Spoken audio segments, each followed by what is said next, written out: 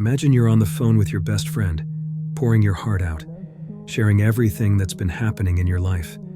After 10 minutes, you suddenly realize they haven't said a single word. You've been talking to them, not with them. How many of us do the exact same thing in our prayers? We go through the motions, recite the words, and ask for what we need, but how often do we truly connect with Allah? Today, we're diving deep into a transformative concept: the difference between talking to Allah and actually having a conversation with Him. Many of us treat salah, prayer, like a task on our to-do list. We say the words, ask for what we need, and call it a day. But is that what Allah wants from us? Is that the kind of relationship He is offering? If you're wondering what it really means to talk with Allah, not just at Him, keep watching. We're going to break this down, step by step. Chapter 1. Understanding true conversation with Allah.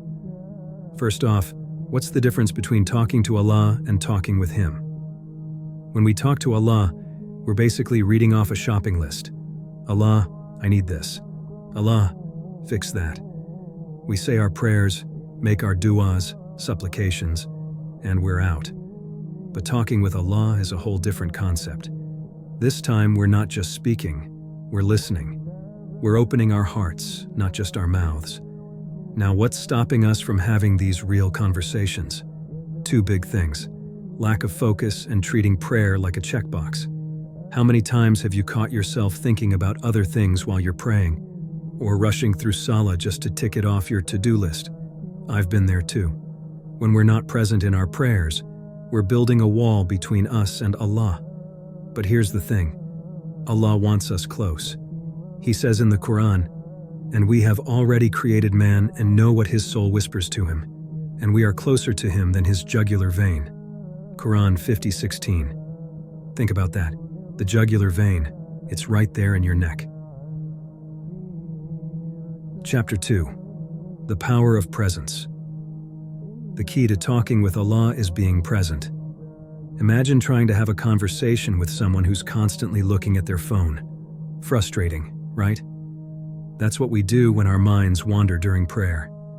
To truly be present, we need to cultivate mindfulness. Mindfulness in prayer means focusing entirely on the words we're saying and the actions we're doing. It's about feeling each movement, each recitation, as if we're standing right in front of Allah. One practical way to enhance mindfulness is to learn the meaning of the words we recite in salah. When we understand what we're saying, it becomes a conversation, not a monologue. Another powerful technique is to take a moment before starting your prayer to remind yourself who you're about to talk to. Picture yourself standing before Allah, the creator of the heavens and the earth. Feel the weight of that moment. Chapter 3. Listening to Allah. So how do we listen to Allah? It starts with the Quran. The Quran is Allah's direct speech to us. When we read it, we're not just reading a book, we're listening to Allah's words. After your prayer, take a few minutes to read a verse or two from the Quran. Reflect on what it means and how it applies to your life. This is Allah speaking directly to you, guiding you, comforting you, and sometimes challenging you to do better. Listening to Allah also means being open to His signs in your life. Sometimes Allah answers our prayers in ways we don't expect. He might close a door, only to open another that's better for us. Chapter 4. Opening your heart. Talking with Allah requires opening your heart. It's about being vulnerable, honest, and authentic in your prayers. Think of it like talking to a close friend or a loving parent. You wouldn't hide your fears, your doubts, or your dreams from them, would you? So why do we hide them from Allah? Allah already knows what's in our hearts. The purpose of prayer is not to inform Him, but to connect with Him. When we open our hearts in prayer, we're showing Allah that we trust Him with our deepest thoughts and feelings. One way to practice this is through heartfelt dua. After your obligatory prayers, take a few minutes to make dua in your own words. Tell Allah what's on your mind, what's worrying you, and what you're grateful for. Chapter 5. Making it a two-way street. For a conversation to be meaningful, it needs to be a two-way street. We talk to Allah, but we also need to make space to hear His response. This might sound abstract, but it's simpler than you think. One way to make it a two-way conversation is by incorporating moments of silence in your prayers. After you make dua, pause for a moment. Allow yourself to feel Allah's presence, to listen with your heart, and to reflect on what you've said. Another approach is to pay attention to your thoughts and feelings throughout the day. Often, Allah's guidance comes to us through a sense of peace or discomfort, through moments of inspiration or clarity. Chapter 6. Building a relationship with Allah. At the core of talking with Allah is building a relationship with Him. Just like any relationship, it requires time, effort, and sincerity.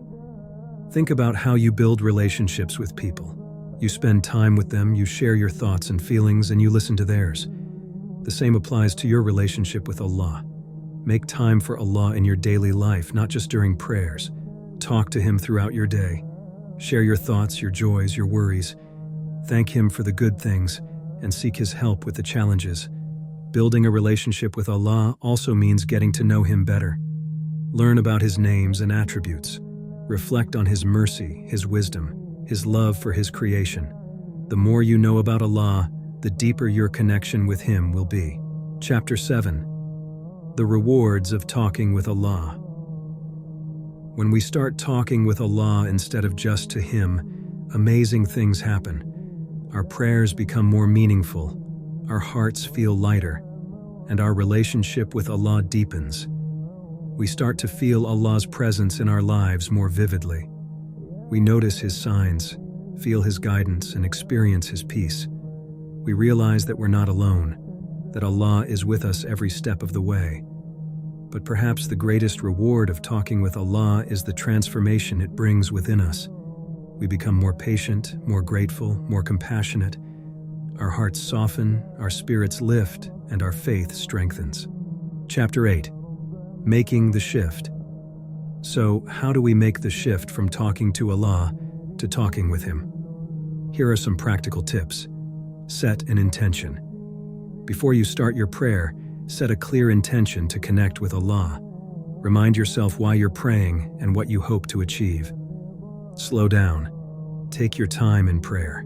Don't rush through the words or the movements. Feel each moment, each recitation, as if you're standing right in front of Allah. Focus on the meaning. Learn the meanings of the words you recite in Salah. Reflect on their significance and how they relate to your life. Make heartfelt dua. After your obligatory prayers, take a few minutes to make dua in your own words. Be honest, be open, and be sincere. Incorporate silence. After you make dua, take a moment of silence. Allow yourself to feel Allah's presence and to listen with your heart. Reflect on the Quran. After your prayer, read a verse or two from the Quran. Reflect on what it means and how it applies to your life. Build a daily habit. Make talking with Allah a part of your daily routine. Talk to Him throughout your day, not just during prayers. Conclusion. Talking with Allah, not just to Him, is about building a deep, meaningful relationship with our Creator. It's about being present, listening, opening our hearts, and making space for a two-way conversation. When we start talking with Allah, our prayers become more than just a task. They become a source of comfort, guidance, and strength. We realize that Allah is always there, closer to us than our jugular vein, ready to listen, guide, and support us. So, let's make the shift. Let's start talking with Allah and experience the incredible transformation it brings to our hearts, our lives, and our faith. Remember, Allah is always there, waiting for us to turn to Him. All we have to do is open our hearts and start the conversation.